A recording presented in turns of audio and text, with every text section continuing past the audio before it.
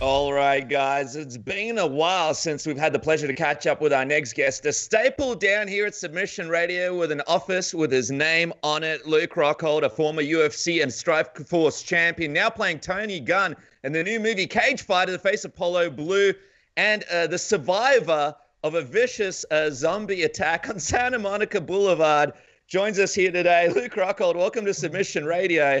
We hear that you just narrowly escaped a zombie attack on Santa Monica Boulevard just a couple of days ago. So we're relieved to have you here on the program. But what happened, man? Are there zombies over there in LA? I don't know what's going on right now. So it's wild times. Just going for a casual stroll with my dog.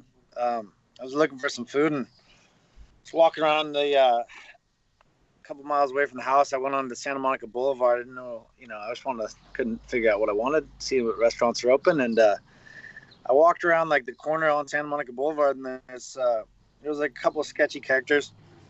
And so this guy, I was like, kind of pay attention to this kid. I walked by him with a dog, and then I see this girl, like maybe 30ish. She's on the bus stop bench, and she looks bad, like homeless, something along those lines, and looked like probably meth or something, and just nasty look. A lot of crap all over. Maybe some blood or something I saw. She like super out of it. Glanced up at me like real quick. Looked down, and I didn't think anything of it, and I just like kind of stayed on my path on the edge on the sidewalk, and I started walking. As I got closer, she popped up out of nowhere and ran at me like some zombie or something. It was wild. It was like last thing I expected. I was just walking, minding my own business with my dog, and this chick just runs at me within 15 feet or something. She just jumped up and just started running at me like and like just started like hawking a loogie like she was gonna spit on me. Like it was like a full like just like trying to like scare me or infect me kind of thing. I don't know what she was on, but didn't look like anything I wanted to be around. Wow. And it happened so quick, so instinctually. The thing just ran at me. It was like hawking this loogie, and I was like, what the I didn't know what to do. And as it got close to me, I just reared up with just a vicious front kick and just launched the thing in the air, and just like instinctually, and the thing just went up, landed on the ground, and literally like started quivering, and like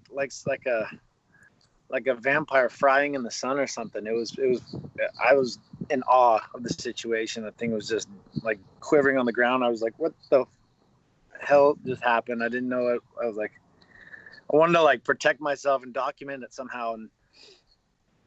And I didn't have my phone on me. The one time I left my phone at the house to charge, it was wild. I just walked away. Good God. I mean, it was like something out of a movie. Like no joke. I think like it was weird. Were there people there? I mean, Luke Rock, obviously you're a familiar face. You're all over airports. You're a former champion. You're in this new movie coming out. Was there anybody there watching? Luke Rockhold, UFC champion, destroy a zombie out there on Santa Monica Boulevard? Man, I didn't really. It wasn't. There's not a lot of people out right now, but I mean, I'm sure some people saw it. There's some cameras around. You never know. But celebrity tours. There's Luke Rockhold on the right. I was pretty covered up. I had my mask on, my hood, and I was trying to stay away and out of trouble, and trouble found me somehow, some way. Jeez, I know. Singing always does. I know, like, if it was Dennis or myself, we'd probably be pretty scared. We don't have the impeccable resume that you do. Do you, like, what do you feel in a situation like that? Do you get scared? Do you get worried in a time like that? Is it just happening too fast? Maybe not even of her, but just what she might, have and potentially spit on you and infect you with.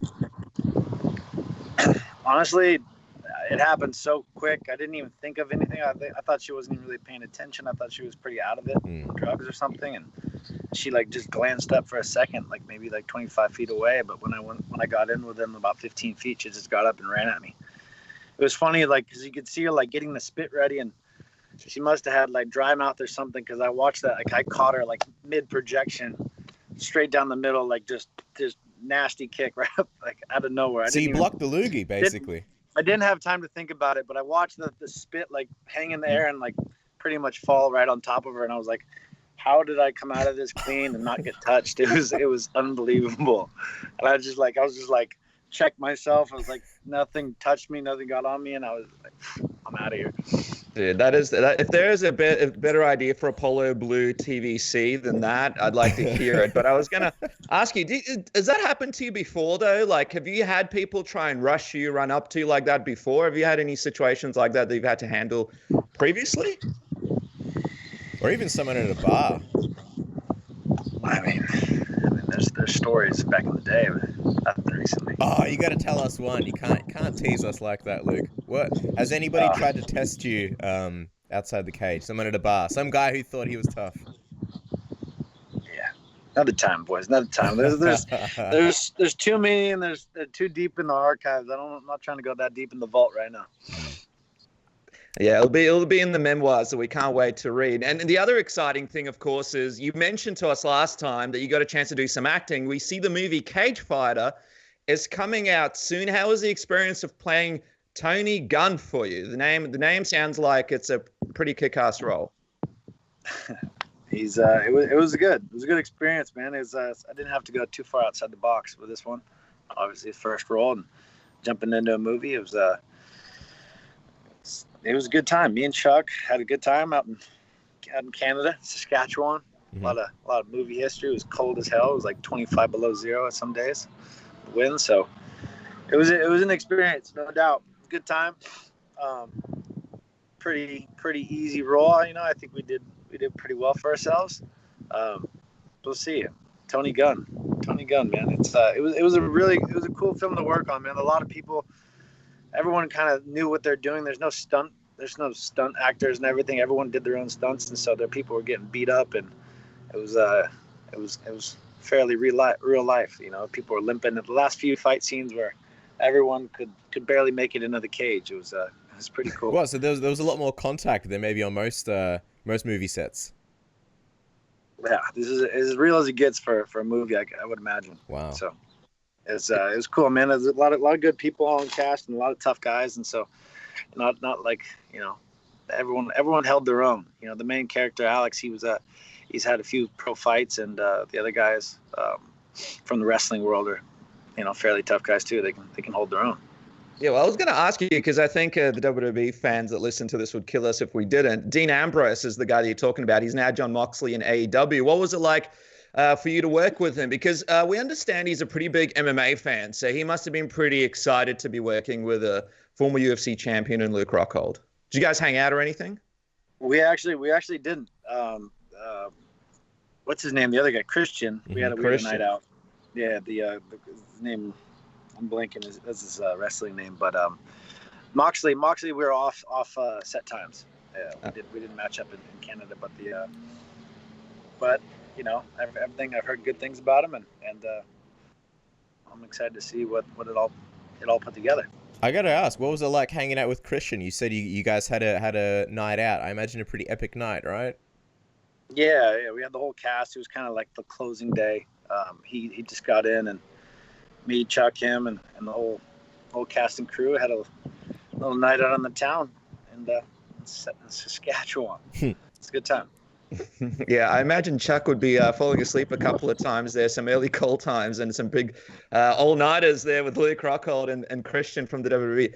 His finishing move is called the Unprettier Luke, which is, many people would believe the opposite of Luke Rockhold. So there you go. Now, you've got one movie done. We've got to ask you, though, do you have any more plans to do any more acting? Because we've spoken to a lot of people, and we know people in the acting industry, and they're not really cut out for it, or they don't really enjoy it. Have you scratched that itch, or is this now something that you want to pursue even more? I'm not opposed to it, but I'm not going to go run off and pursue it. It is what it is. It's acting. I like to play real life, but I'm not opposed to taking the easy route every once in a while. So we'll see. We'll see if it appeals to me. I'll entertain it. But there's other things we're working on and moving on. So I like it. Doesn't give you the high that I look for in life. That little adrenaline, a little something that kind of raised my blood pressure a little more. It's not like wrestling a bull, I know. But just quickly before we move off the whole movie thing, just quickly, we have to ask this. If you could be in any movie with any other actor, alive or dead, share a scene with anybody. Now that you're an actor, along with a lot of the other things that you do, who would it be? Is there one person, one dream sort of scene that stands out in your mind?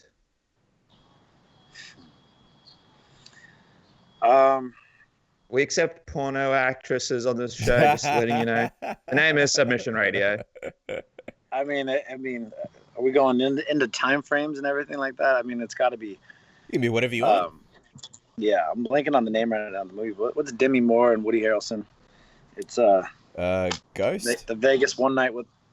No. You know, the one night with his with the wife. Indecent Proposal. Yeah. That one's cemented in my memory.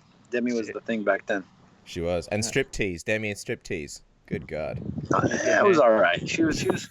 I liked her before. Oh man, that's an adrenaline rush for you when I was a teenager. But you did mention adrenaline rush, Luke. Some of the things that do give you adrenaline rush. You obviously spoke to MMA UK News saying that you might be getting the itch to fight again. So tell us, when did this sort of first start? It's it just last couple fights haven't really obviously sat well with me. I think I've made mistakes along the way, and I gotta get everything right if I'm gonna do it again. I don't like the way I'd like to finish it differently for sure. I gotta get my weight right. I gotta figure out which realm I'm gonna go at. Everything's like it's been too much going down, and it's didn't calibrate and stylize right going up, and it's about picking, really finding a comfortable position where I'm at in life, and my weight, my body, got to get my diet, everything's got to be right. Got to get focused in and dialed, and got to have a clear head too, for sure. So there's a lot of distractions out there these days, and things come into play, and you just gotta I gotta find myself, focus myself, and go in there and execute like I know I can with a clear head. But is it fair to say that you are looking to return? Because I know the last couple of chats we've had, it seemed there was never a retirement, but it seemed like your mind wasn't really on fighting at all. So what would you say is the biggest difference between sort of then and now, where it seems like it's sort of in your crosshairs? Yeah, I never shut it out. Because I know it might come back. That's what I do love to fight. I've been fighting for 15 years, so it's been a long stretch of fighting, and sometimes you just kind of get distracted and burn out, and you kind of forcing it. And I think the time away has really helped me kind of just relax, and then you start to want it a little bit more. So I'm not saying it's there yet, but it's warming up. It's warming up. It's about getting my body healthy too. It's a lot of little things. It's like that leg injury was a nightmare, and trying to bandage it up and train through it and train around it all training camp. And I think it's gotten to a point where it just took so much time to really heal and get the layers of tissue and all the derma to heal underneath that thing. It was such a big fuck up that it was it's a lot. It's in your head, and it kind of changed a lot of the way I would fight. And so other issues with my body, so just really taking the time away, healing up on all and every way. Because you have so many fans out there all over the world, and a lot of people could argue that you've accomplished it all. You were the champion in Strikeforce, you're the champion in the UFC, massive name in the company, face of polo, movie star, all sorts of things. And people are sort of wondering at this stage, what is driving you to want to come back? Is there a goal in mind? Is there something in the back of your head where you're like, I have to come back, I have to do this? What is the goal in 2020 when you think about making this comeback? Is it a one fight thing? What's it like? I never put barriers on what I do, and that's why I never committed to retirement. It's the fact that I do love fighting. It's like nothing else, stepping in there and doing your thing. And so it's just being being focused and really wanting it, not just doing it to do it. So I do like it. I got to pick a direction of where I want to go. Maybe a catch fight, you never know, or pick the right opponent. Somebody's going to get me excited and up to fight. Like, yeah, I have done a lot of them. I'm not just going to go fight a bunch of chumps that are going to do nothing for me. I want to be excited about it. I want it to mean something. So there's some things, you know, got to put the puzzle pieces together and got to fucking figure out this direction. I know that Jimi Manua seemed pretty. Sorry, what were we saying, Luke? If it's to be. Yeah. Jimi Manua seemed pretty excited about you coming back. I know Jimi Manua is retired at the moment, but he did tweet out, you know, Luke ? Did you see that by any chance? Is that a guy that might potentially excite you? I didn't see it. And what does Jimi Manua do for me? What has Jimi Manua done? That's not very exciting. Would you, I guess, if you were to come back, would you be looking for sort of like a warm-up fight, or are you looking for something sort of different if you were to come back? It'd have to be a big one for you. Different. Familiar. Something exciting. So I mean, there's a number of options. We'll see how it all plays out. But you know, like I said, I gotta get healthy. I gotta get right. I just had shoulder surgery, if you can see. So oh wow, I'm working through that. There ain't nothing in the near time frame that's gonna happen right now. So I gotta heal. I gotta move forward. And I gotta figure out where I want to go, what I want to do. The other thing, obviously big fights in both divisions, and we've got a man in Anthony Smith who's fighting next week against Glover Teixeira. And people feel like there might be some unfinished business there between you and Smith. Obviously, there's a bit of beef between you, Smith, not taking to account kindly to some of the stuff that you have said in the past. If Smith gets another win next weekend, do you think that's a fight that could interest you enough to go up to 205? Is he a name that kind of excites you a bit more than Jimi Manua? I never really understood this guy, and you know, it's funny to see how much I got to him, and you know, I'm always a man to back up what I say, so you never know.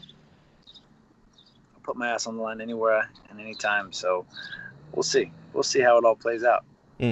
I know you're trying to get healthy at the moment, but how would it work sort of between the divisions? You said that you're trying to figure out where you would go.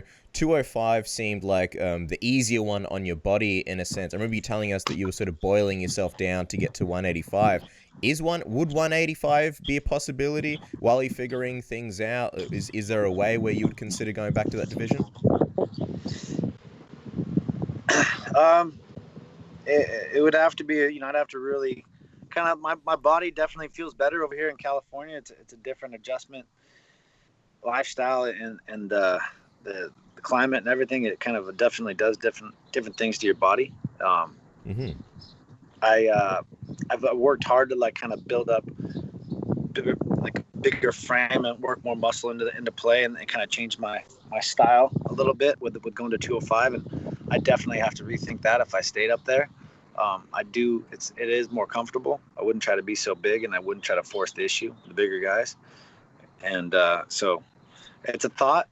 85 still a thought. You know, I feel good lighter. I'm more mobile, but it's like that weight cut is I've never felt so drained my last time out. Making 85. I never recovered from that weight cut.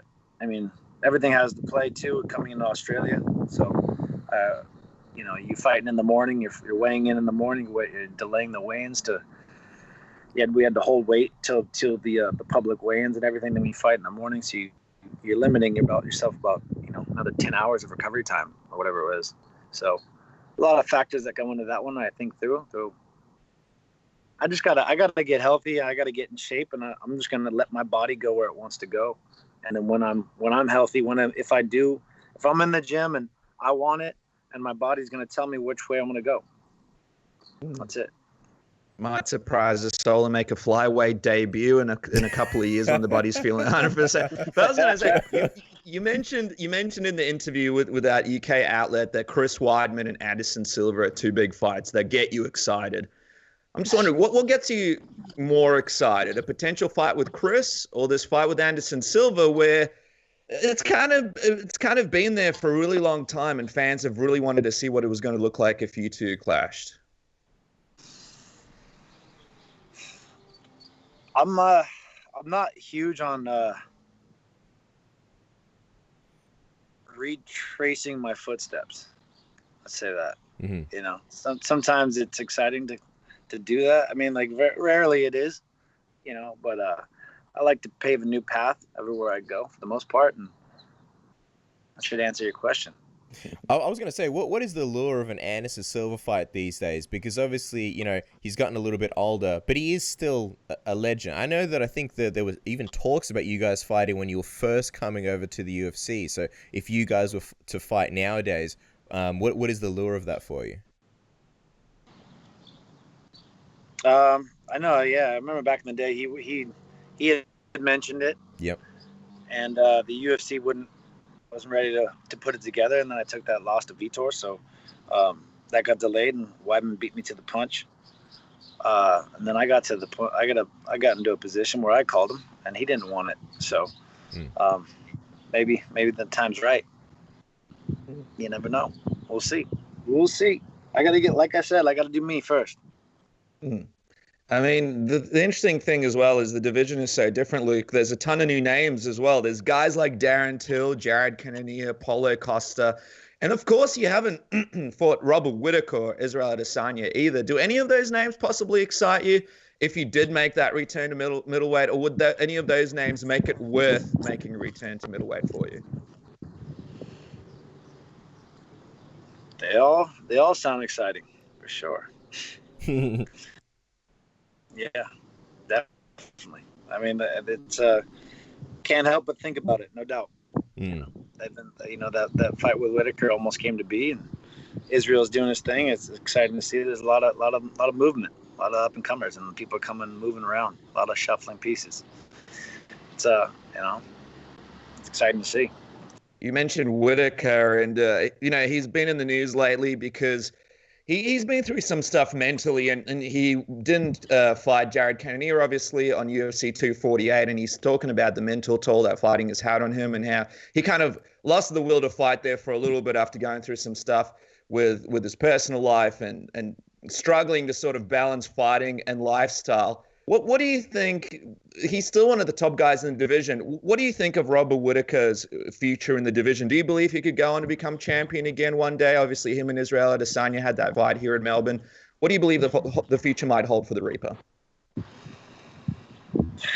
Yeah, I don't know. It's a tough fight. That Israel fight.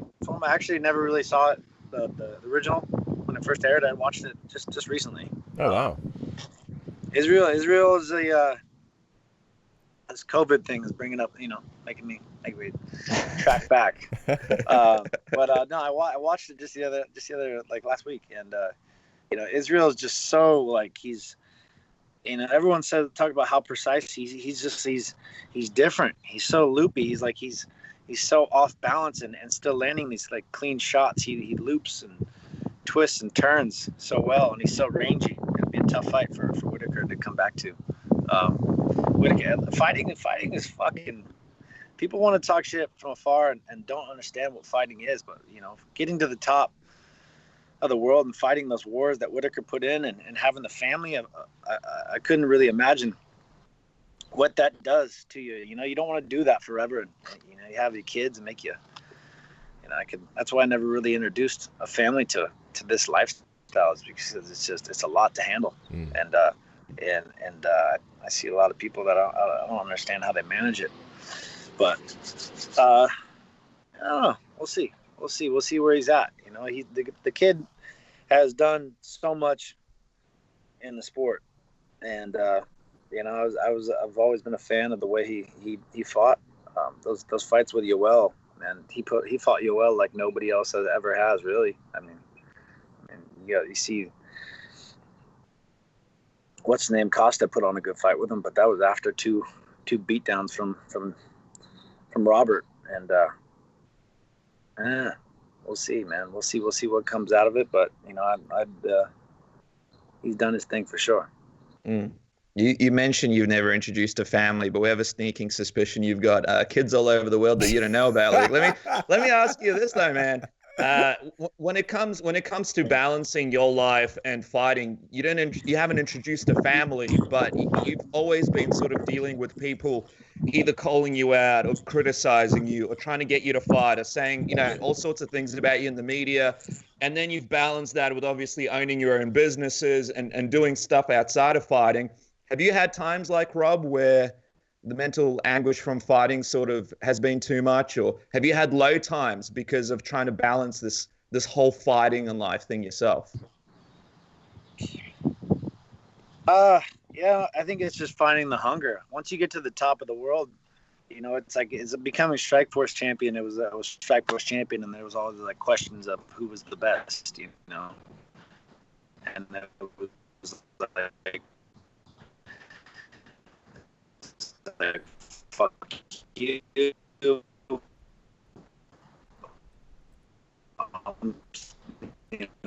I can beat these guys,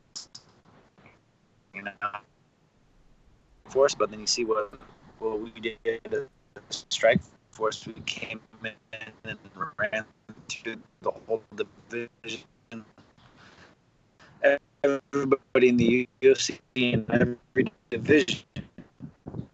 It's like, you got in there, you done that, and I mean, what more do you want? It's not for everybody to keep following that path. So I feel like there was a tremendous weight off my shoulders, and that's where I could see where Whittaker could, he had proven that, he defended that, and he'd done it, a few times, and proved himself. So finding that motivation and that hunger to keep going on with that same passion, I think that's the biggest key.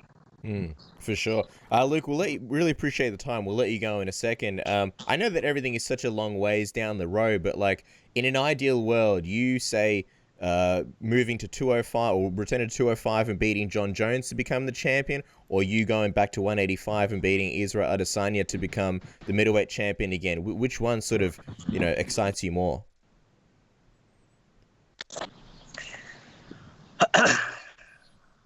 All of it. It all excites me. So focus on myself, and everything will come to be. Well, before we let you go, we just want to quickly get your thoughts on a big fight that's coming up, obviously UFC 249. Tony Ferguson versus Justin Gaethje is going down, and this is a fight where we've spoken to some people, Luke, and no one's willing to pick one or the other. People are saying it's going to be too close to call. It's going to be an absolute battle.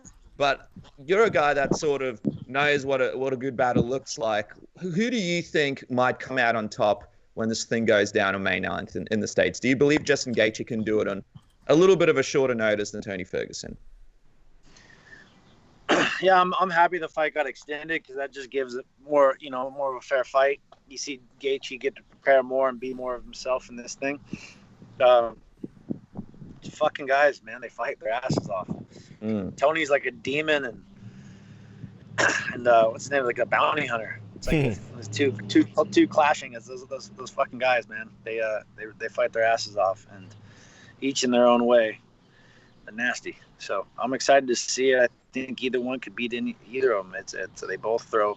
Tony is so wild in everything he does. You never know what he's going to hit you with, and then Gaethje just puts his ass on the line every time, and he throws with intent to kill. We know we're supposed to be Tony versus your teammate and friend Khabib, and again it fell apart, which is absolutely heartbreaking for all of us. But how do you think that fight would have gone if it actually went down a couple of weekends ago? The problem is that these guys at lightweight, they just don't know what it's like when Khabib gets a hold of them. And I've been with most top talents I've seen at lightweight and welterweight, and I've grappled with them. And Khabib he's more than anything than any lightweight has ever really felt, and most all welterweights. So I don't care who you are, how slippery you are. Even if you're Tony Ferguson, you're slippery. You're not you're not going to feel the same thing when Khabib gets a hold of you and he's going to slow you down. You got to get him. You'd have to get him with something wild, something early, because the longer that thing went, the more times Khabib got a hold of him, it wouldn't go well for him. Who do you think would be a tougher challenge for Khabib between Tony or Justin? Because it looks like the winner's going to take on Khabib. I think they both present their problems. I think they both have to kind of get wild and get crazy early on and land something big. Otherwise, they both go down. That's how I see it. All right, Luke, well, we'll let you go. Final thing before we do, though. Michael Bisping was on our show a couple of weeks ago. We asked him about some of his past rivals, who he sees himself having more in common with now since he's retired. And he actually said yourself. He actually says that looking back on things, he's a different guy. And he said he'd gladly have a beer with you these days. He said he almost did when DC invited him to go out drinking with yourself. I'm just wondering, from your perspective, can we squash the beef once and for all between you and Michael Bisping? Would you be open to having a beer with Michael Bisping these days? You gotta let it go. You gotta let it go. You gotta move on. Life is life. The story was told, and there's more to tell. Cheers. Cheers to that. Yes, I'm here. Hello. Oh, no, Luke, the last closing comment. You cut out there. Can you hear us? Yeah. Yeah, I'm so sorry. We missed the answer of Michael Bisping. What were you saying? Terrible timing, I know. Terrible timing. I said, sometimes you got to let things go. Mm-hmm. And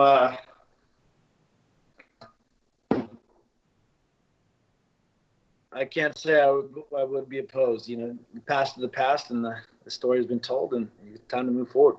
Well, there you guys go. Look at that. Luke Rockhold getting changed. Who knows where he's going? Possibly to grab a beer with Michael Bisping. The guy lives in Los Angeles as well, so who knows? But for now, he's dodging zombies and Santa Monica Boulevard. You can follow the man at Luke Rockhold on Instagram and Twitter. Of course, Cage Fighter is coming out soon. Check out Luke's acting debut on that movie as Tony Gunn. Luke, really appreciate your time, man. Really appreciate you coming onto the program, and can't wait to see what the future holds for you. It's always a real honor and pleasure having you on Submission Radio, man.